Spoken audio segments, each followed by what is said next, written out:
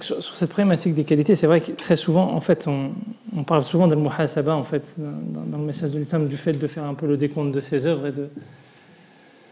et de voir ce qui va et ce qui ne va pas. Mais très souvent, on a tendance à en parler en se focalisant sur ce qui ne va pas.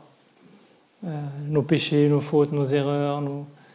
Et ce n'est pas du tout comme ça que les savants des premières générations, en vérité, nous l'apprenaient, comme Hassan al-Basri, par exemple, ou d'autres, l'enseignaient en fait à leurs disciples. C'est-à-dire que la base qui permet de cheminer, j'ai pris l'exemple du verset de la sagesse, de Dua d'Abou Bakr, mais il y a d'autres exemples. Le prophète, dans une situation de difficulté, comme il en a connu plusieurs fois dans sa vie, à chaque fois qu'il avait une situation de difficulté, Allah subhanahu wa ta'ala, il le renvoyait vers les signes positifs qu'Allah subhanahu wa ta'ala lui avait donnés. Par exemple, Inna a'tainaka al-kawthar, c'est au moment où il perd son fils, il est très touché intérieurement, les gens lui disent c'est parce que de toute façon c'est toi, t'es un faible, t'es ceci, t'es cela, et ça le renvoie à des considérations qui touchent sa propre personne à ce moment-là. Et Dieu lui dit, al-kawthar, par la suite on va avoir un texte qui va nous dire que c'est un bassin dans le paradis, etc., etc. Mais à la base, al-kawthar, le mot al-kawthar, au moment de la révélation, c'est on t'a donné la multitude des bienfaits. Al-kathir, kathara, kathir, kathour, kawthar. C'est-à-dire que tu ne peux pas aller plus loin dans l'amplification, je ne sais pas comment dire en français. Hein? C'est un bienfait à l'infini. Voilà, c'est-à-dire que dans l'amplification du terme, c'est-à-dire que c'est vraiment la forme la plus intense.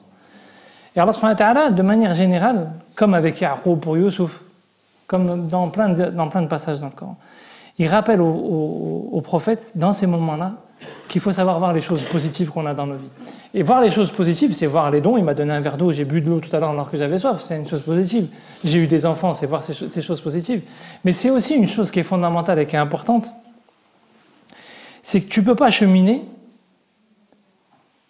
si tu n'es pas conscient qu'à un moment donné, tu as des faveurs qu'Allah subhanahu wa ta'ala a mis en toi. Et ça, c'est comme ça que le prophète a éduqué les compagnons. Il y a un frère qui est venu me poser une question tout à l'heure et qui me dit, voilà, moi je suis en train d'apprendre le Coran et j'ai un problème parce que j'entends l'intervention et je me rends compte que je ne travaille jamais sur la méditation. Mais je ne sais pas comment faire et j'arrive pas à chaque fois ça. Et je lui dis, regarde, le principal c'est que tu aies une relation avec le Coran. Si toi ta force, c'est la capacité à apprendre, utilise ta force. Fais l'effort de dépasser cette force-là pour aller vers la méditation, etc. Mais ne lâche pas ta force première. Si toi, ta force, c'est de méditer et que tu n'arrives pas à apprendre, passe du temps sur la méditation et fais l'effort d'essayer d'apprendre un peu.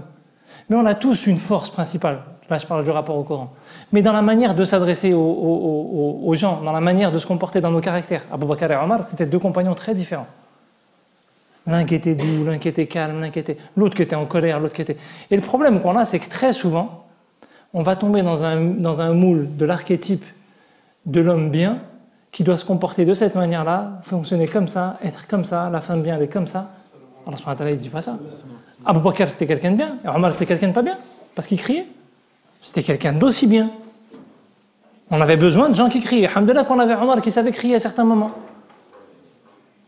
Ça fait partie des choses du bien. Est-ce que tu les fais pour Dieu? Est-ce que tu les fais en pensant que c'est ce qui plaît à Dieu à ce moment-là? C'est ça qui est fondamental. Mais ça, cette capacité à ne pas accepter l'injustice à un moment donné, à ce que ça t'irrite fondamentalement, c'est une qualité.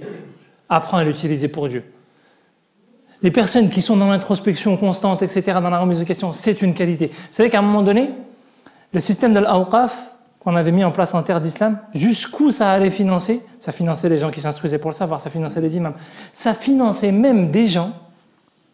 On considérait que leur contribution à la société, tous on doit avoir une contribution à la société, eux, leur contribution, ils étaient capables de s'installer aux frontières alors qu'il n'y avait pas de menace. À cette époque-là, il n'y avait pas de menace. De s'installer et de faire du dhikr. D'ailleurs, ils étaient même éloignés des frontières parce qu'on avait même installé des endroits où ils s'installaient. Ils faisaient dhikr, ils invoquaient Allah subhanahu wa ta'ala du matin au soir. Et ils disaient, parce qu'on a des gens comme ça dans la société, peut-être qu'Allah subhanahu wa ta'ala va mettre la baraka dans cette société. Donc on faisait en sorte qu'ils puissent vivre, se nourrir de l'essentiel. Chacun il a des qualités, chacun il a une contribution à apporter, chacun il a quelque chose en fonction de ce qu'Allah subhanahu wa ta'ala lui a donné. Si tu vois que les côtés négatifs, tu ne vois pas les faveurs qu'Allah subhanahu wa ta'ala a mis en toi et tu ne peux pas cheminer, c'est pas possible. On ne chemine pas si on ne reconnaît pas les dons qu'Allah subhanahu wa ta'ala a mis en soi. C'est la base du cheminement. Maintenant, ça ne veut pas dire qu'il faut voir que les qualités et pas voir le reste, parce que sinon on se perd aussi.